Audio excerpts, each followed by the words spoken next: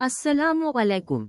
आज हम बात करेंगे रहमत आलम सल्लल्लाहु अलैहि वसल्लम की दुआ के अजीम फ़ज़ाइल की।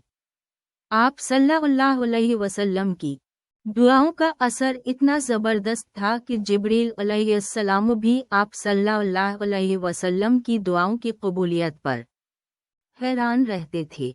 एक वाक़या बयान किया जाता है कि आप सल्लल्लाहु अलैहि वसल्लम ने एक मर्तबा एक शख्स के लिए दुआ की और उसकी दुआ कबूल हुई।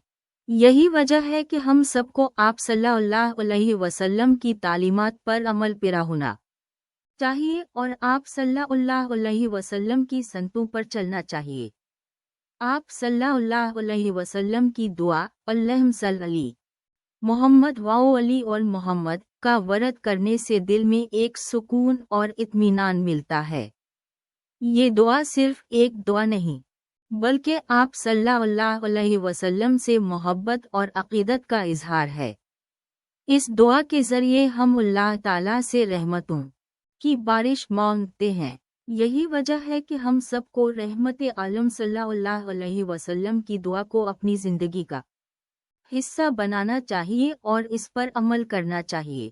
अल्लाह ताला हमें आप सल्लल्लाहु अलैहि वसल्लम की तालीमात पर अमल करने की तौफीक अता फरमाए। जज़ाकुमुल्लाह खैरा।